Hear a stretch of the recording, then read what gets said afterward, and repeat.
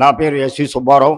నేను అసంఘిత కార్మిక ఉద్యోగ కాంగ్రెస్ యొక్క స్టేట్ ప్రధాన కార్యదర్శిని. ఈరోజు భారతదేశంలో ఎన్నికలు రాగానే ప్రతి వాళ్ళు ఓట్లు వేయడానికి ముందుకు వచ్చారు. కానీ మోడీ గారు కోసంగా ఈ ముగ్గురు, బి అంటే బాబు, జే అంటే జగను, పి అంటే పవను, వీళ్ళు ముగ్గురు వచ్చి ఓట్లు అడుగుతున్నారు. వీళ్ళకి కానీ ఓట్లు వేస్తే మోడీ గారికి వేసినట్టు.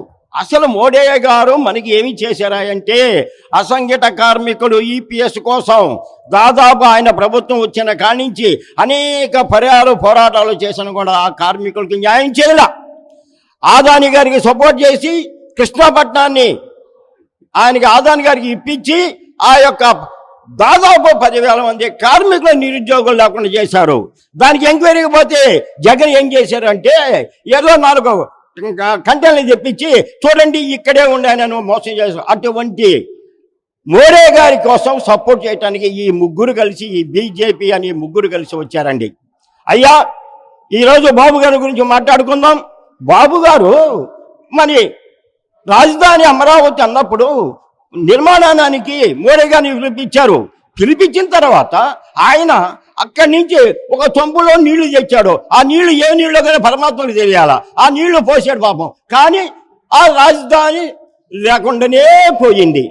తర్వాత ఈయనకి బాబు గారికి దాదాపు 25 మంది ఎంపీలని ఆ రోజులో ఇస్తే 20 మంది ఎంపీలు గారి పోయి పార్లమెంటులో మోడీ గారిని అడగలేక చేతగాక దద్దములయ్యి ప్రత్యేక హోదాను వదులుకున్నారు. ఇది బాబు గారి యొక్క ఈ నిర్వాహం అండి. ఇంక ఈయనున్నారు జగన్ గారు, అంటే బీజేపీలో జే గారు. జే అంటే జగన్. ఈయన ఏందా అంటే, ఈయన కూడా కావాలంటే 23 మంది ఎంపీలు గెలిపించామండి. గెలిపిస్తే ఆయన కూడా అదే దారిలో పోయి అనేక ఫ్యాక్టరీలను మూసేసిన ఫ్యాక్టరీలు నేను తెరిపిస్తానని ఓట్లకు ముందు అడిగి ఫ్యాక్టరీని తెరిపించక, ఆ కార్మికులు రావాల్సిన డబ్బులు ఇప్పించక కార్మికులు అదో గతి పాలు చేశారండి. చేసి మన కృష్ణాపట్నం ఓడరేవుని, ఇటు దుగరాజపట్నం ఓడరేవుని, ఇటు రామాయపట్నం ఓడరేవుని అభివృద్ధి లేకుండా చేసి కృష్ణాపట్నంలోకి ఓడరేవుని అదాని గారికి అమ్ముడు పోయి ఆ కంటైనర్లన్నీ ఇక్కడి నుంచి పంపించారండి. వీళ్ళు ఈరోజు ఓట్లు అడుగుతానికి వచ్చారండి. ఎంత మటుకు న్యాయం, ఎంతవరకు ధర్మం ఒకసారి ఆలోచించండి. పవన్ గారు ఉన్నారు. అయ్యా, పవన్ గారు రావటం నేను ఒక కాపుని అన్నాడు. నేను కూడా కాపునే. అయినంత మాత్రాన నువ్వు ఏమి చేస్తావో చెప్పటం లేదు. పవన్ ఈ రోజు కూడా ఆంధ్రప్రదేశ్లో తన ప్రభుత్వం వస్తే ఏమి చేస్తారో చెప్పటంలా, కానీ కేంద్రాన్ని గురించి చెప్పాడైనా. అంటే వీళ్ళు ముగ్గురికి ఓటు వేస్తే బీజేపీ అంటే భారతీయ జనతా పార్టీకి ఓటు వేసినట్టు. ఇటీవల కాలంలో కాంగ్రెస్ పార్టీ తరఫున షర్మిలమ్మ గారు వచ్చారు. ఆమె రాగానే మరి జగన్ గారు తన సొంత చెల్లెలు కదా, ఆ చెల్లెల్ని వేరే వాళ్ళ చేత తిట్టించటం ఎందుకండి? ఏం తన రక్తం పంచుకొని పుట్టింది కదా. ఆమె ఏమడుగుతుంది? మీరు చేతగానే దద్దమ్మలు అనేది. మీరు నిజంగా మీరు చేతగానే దద్దమ్మలే. మీరు కరెక్టేనైతే మీకు అంతమంది 22 మంది 23 మంది ఎంపీలు మీకు ఉంటే మీరు ప్రత్యేక హోదా ఎందుకు దాదాపోయా? ప్రత్యేక హోదా వస్తే అనేక ఫ్యాక్టరీలు వస్తాయి. ప్రత్యేక హోదా వస్తే అనేక మంది ఉద్యోగులకి సమస్య లేకుండా పోతుంది, నిరుద్యోగ సమస్య లేకుండా పోతుంది. ఆ రోజు నువ్వేం చెప్పావు? నా ప్రభుత్వంగా వచ్చే మూసేసిన ఫ్యాక్టరీలన్నీ తెరిపిస్తాను. మరి తెరిపించగలిగినావా? ఏమి లేదు. ఎక్కడ పడినా ఫ్యాక్టరీలు మూసేస్తాడు. ఆ కార్మికులకి అయినా సరైన డబ్బులు ఇచ్చారా? ఇవ్వలేదు. ఇది పరిస్థితిలో ఉన్న పరిస్థితిని ఆమె విమర్శించింది. తప్పే ఉంది. మీరు చేతైన వాళ్ళైతే, మీకు నిజంగా ఈ యొక్క ఆంధ్రప్రదేశ్ ప్రజల మీద మీకు అభిమానం ఉంటే, ఆంధ్రప్రదేశ్ బాగుపడాలంటే, ఆంధ్రప్రదేశ్ అభివృద్ధి చెందాలంటే, ఆంధ్రప్రదేశ్లో కార్మికులు న్యాయంగా పోరాటానికి మీరు న్యాయం చేయాలనుకుంటే, మీరు ఏ రోజు పార్లమెంట్లో పోయి పార్లమెంట్లో మీ సభ్యుల చేత మాట్లాడి ఆంధ్రప్రదేశ్కి రావాల్సిన రాయితీని, ఆంధ్రప్రదేశ్కి రావాల్సిన డబ్బులు ఇస్తారు. కానీ మీరు ఆమెను చూసి వణికిపోతున్నారు. ఈరోజు షర్మిలని చూసి ఎందుకు మీకు వణుకు? మీరు న్యాయంగా చేస్తే మీకు వణుకు వస్తుందా? మీరు ధర్మంగా చేస్తే మీరు భయపడాల్సిన అవసరం ఏంది? కాబట్టి ఈ రోజు షర్మిలమ్మను చూసి వణికిపోతున్నారు. రానున్న రోజుల్లో ప్రజలు తెలుసుకుంటారు. మీరు చేసే ఈ బీజేపీకి మీరు ఆడుతున్న నాటకాలను కూడా ప్రజలు తెలుసుకొని మీ యొక్క ఓటమికి వాళ్ళు ముందుకు వస్తారు. ఈరోజు కాంగ్రెస్ పార్టీ ప్రజలకు న్యాయం చేస్తుంది. ఆనాడు కాంగ్రెస్ పార్టీ లేకపోతే బలహీన బడుగు వర్గాలకి ఆ రోజు రాయితీలు కల్పించడానికి రాజ్య భరణాలు రద్దు చేసింది.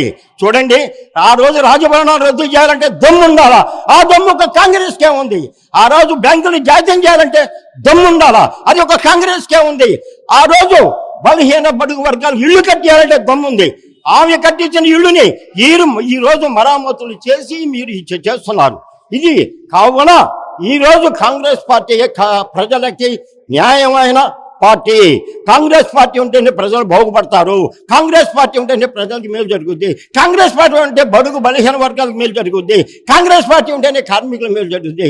నిరుద్యోగ సమస్య పోవాలంటే కాంగ్రెస్ పార్టీ రావాలా? పేదరికం పోవాలంటే కాంగ్రెస్ పార్టీ రావాలా? న్యాయం జరగాలంటే కాంగ్రెస్ పార్టీ రావాలా?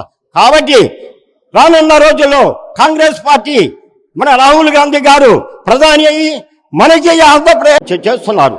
ఇది కావున ఈ రోజు కాంగ్రెస్ పార్టీ ప్రజలకి న్యాయమైన పార్టీ. కాంగ్రెస్ పార్టీ ఉంటేనే ప్రజలు బాగుపడతారు. కాంగ్రెస్ పార్టీ ఉంటేనే ప్రజలకు మేలు జరుగుద్ది. కాంగ్రెస్ పార్టీ ఉంటే బడుగు బలహీన వర్గాలకు మేలు జరుగుద్ది. కాంగ్రెస్ పార్టీ ఉంటేనే కార్మికులకు మేలు జరుగుద్ది.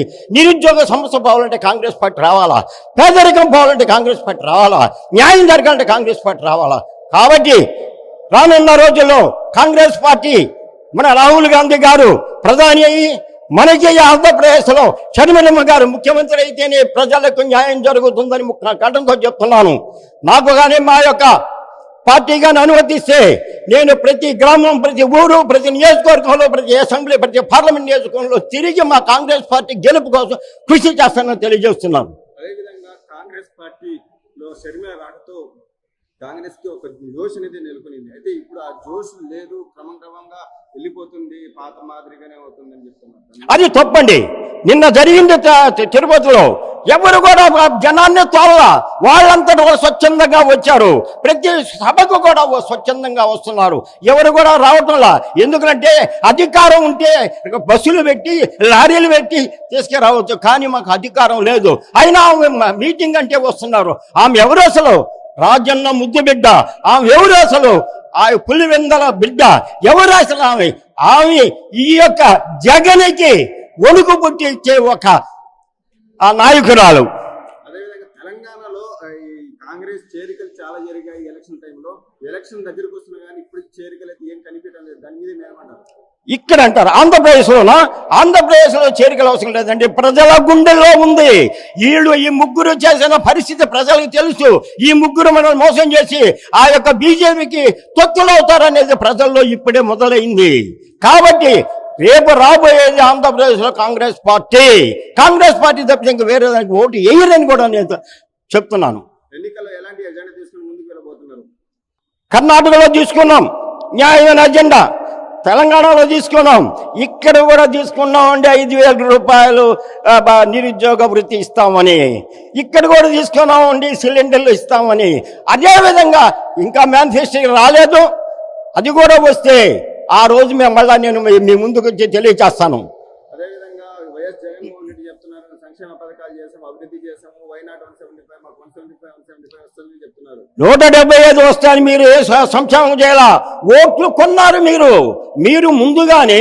రానున్న రోజుల్లో మనకు ఓట్లు పడాలంటే ఈ ఆంధ్ర ప్రజలు డబ్బుకు కక్కుతో పడే వాళ్ళు అని చెప్పి భావించారు. అది కాదు. ఆంధ్ర ప్రజలు తిరుగుబాటు చేస్తే 175 కదా, కనీసం 500 వస్తాయా లేదో చూసుకోయా. అదేవిధంగా 5 ఏళ్ల వైసీపీ పాలన ఎలా ఉంది? 5 ఏళ్లలో వైసీపీ పాలన ఉంటే కార్మికులు అనేకమైన బాధలు పడ్డారు, పేద ప్రజలు అనేకమైన బాధలు పడ్డారు, మైనార్టీ వాళ్ళు అనేకమైన బాధలు పడ్డారు. వీళ్ళందరూ బాధలు పడుతున్నారు. సంక్షేమం అని ఒకటి చెప్తున్నాడు కానీ ప్రజల యొక్క అభివృద్ధి అతని గురించి అతను పట్టించుకోవటం లేదు. అతనికి ఎంతసేపు ఓట్లకు డబ్బులు పెట్టి ఓట్లు కొనాల్సిందే తప్ప అభివృద్ధినే లేకపోతే ఇంకేం చేస్తారండి? రోడ్లు లేవు, ఏమీ లేవు. ఆఖరాకి ఈ రోజు కొంతమందికి పథకాలు పెట్టారు. మీరు కొంతమందికి పథకాలు పెట్టి ముందు రోజు ఇచ్చి తర్వాత రోజు ఏం చేస్తున్నారంటే నీకు అది ఉంది, నీకు ఇది ఉందని ఆ పథకాలు కూడా నీకు లేకుండా చేస్తున్నారు. పేరుకి ఇచ్చారు, మరుసటి నెలలోనే కట్ చేశారు.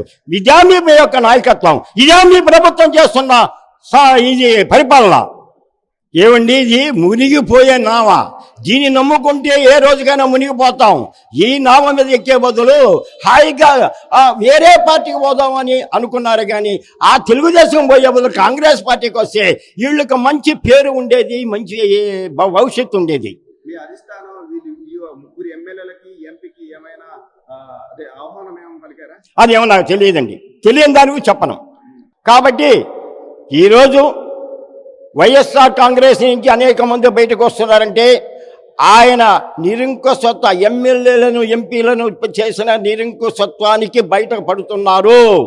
అంతేగాని ఆయన ఏదో ఇది చేస్తారో ఉద్ధరిస్తారని వారికి పోలేదు. నిరంకుశంగా పరిపాలిస్తున్నారు కాబట్టి వాళ్ళందరూ బయటకు వచ్చేసేసి వాళ్ళ యొక్క నిరంకుశత్వానికి ఈజీ చేస్తున్నారండి. ఎందుకు వైసీపీలో వాళ్ళు ఉండలేక బయటకు వచ్చేస్తున్నారు? అతన్ని ఎవరి మాట ఎండు, అతని మాటే అతను చెప్పింది వీళ్ళంతా వినాలా. వీళ్ళు ప్రజల్లో పోయి మాట్లాడతాను కదా, ప్రజల్లో పోయి మేము సంక్షేమం ఇస్తుందా లేదని చూసుకోవాల్సిందే. బానిసలండి వీళ్ళు. కాబట్టి వైసీపీ నుంచి బయటకు వస్తున్నారు బానిసత్వం పోవటానికి.